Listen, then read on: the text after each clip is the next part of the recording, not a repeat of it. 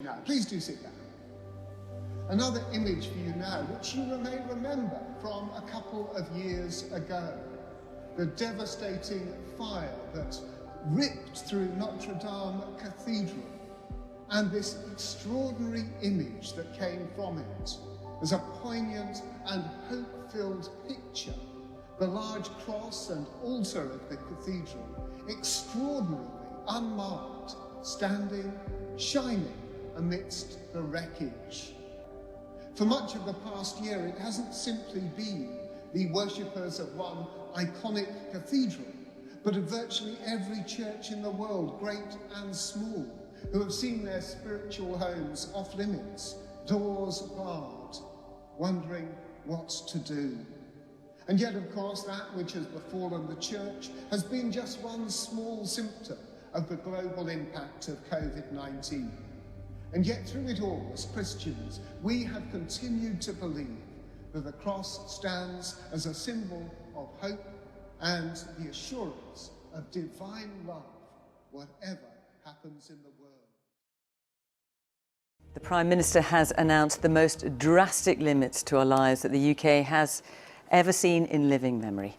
The aim, he says, is to save lives in this time of national emergency.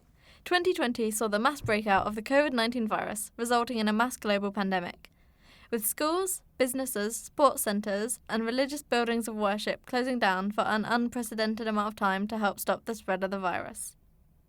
This documentary sets out to look at how exactly religion has been able to continue in this world, examining faith of both the personal and of the community. We look at one church in Falmouth in Cornwall to see how they have been able to carry on with their worship and with their social programmes that help the surrounding community. We interview 3 people at the church to see how their faith has been affected during the pandemic and what they've been able to do to keep it alive in the time of the disease. Well, I'd been here, I guess, for a year and a half before COVID struck, and much of that time really was getting to know people.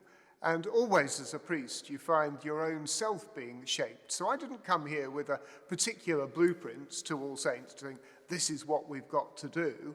But I came to discuss with the people, some of whom I knew well already, how it is that we can make the church and how we can make Christian faith more accessible to people.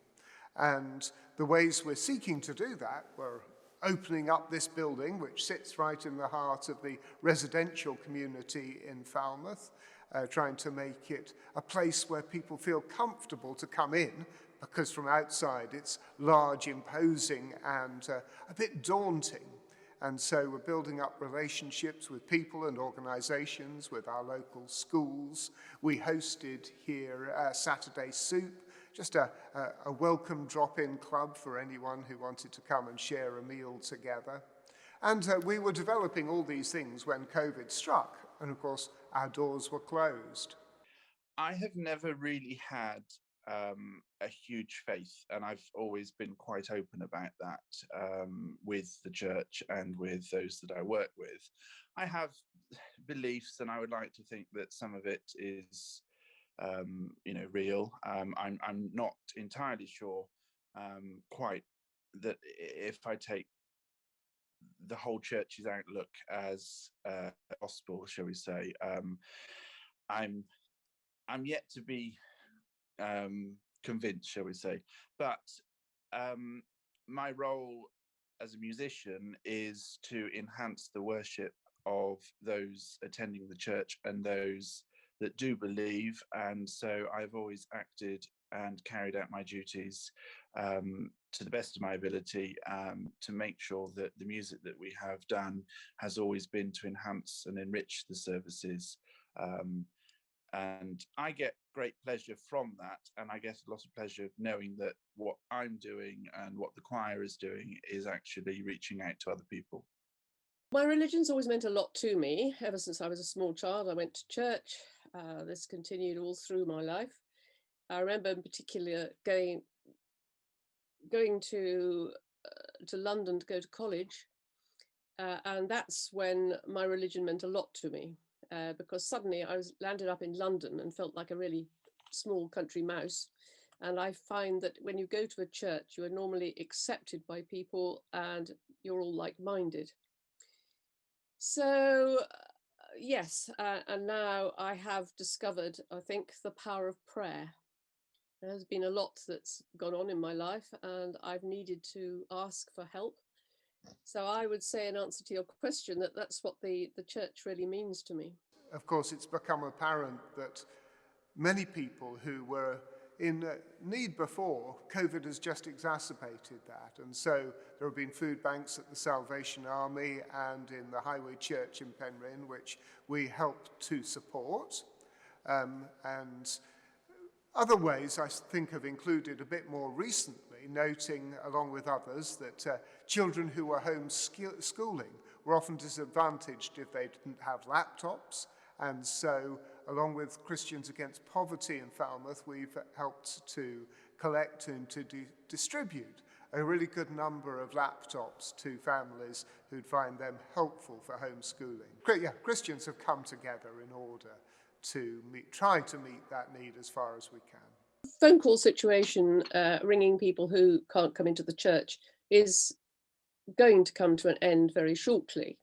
But we are also going to make quite sure that the people who wish to be rung will still be on a list, and somehow or other between the lot of us we will do it. Initially we had about 6 or 7 people each. Now it's down to 2 or 3.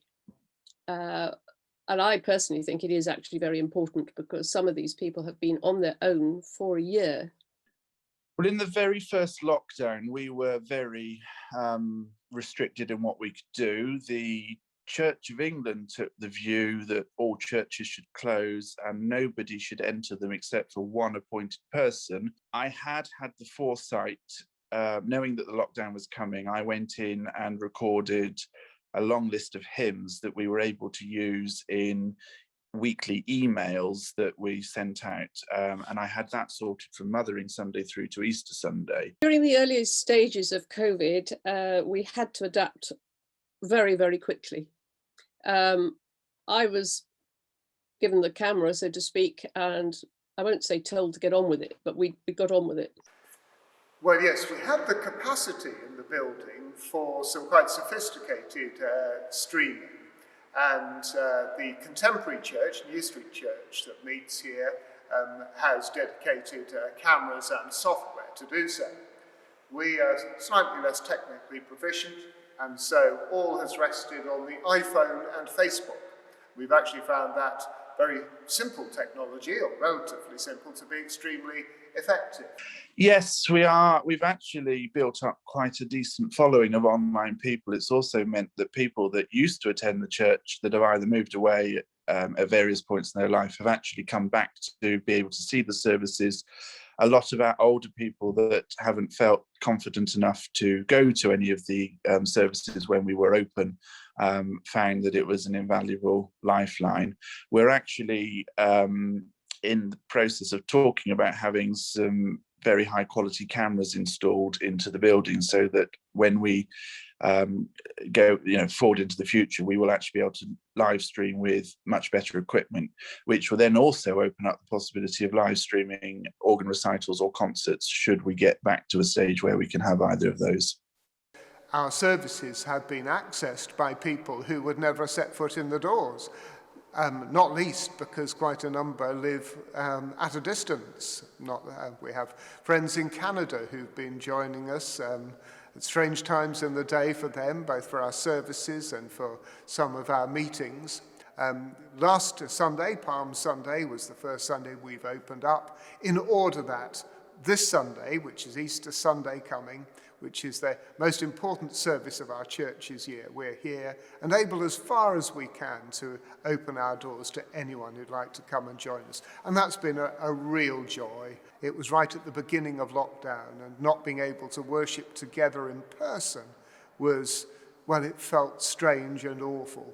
This year is a real joy to be able to gather again. While the aspect of faith has been challenged throughout this pandemic and the social programmes have had to slow down, churches and indeed other religious organisations around the country and the world have been able to continue supporting their communities and the most vulnerable members that need help.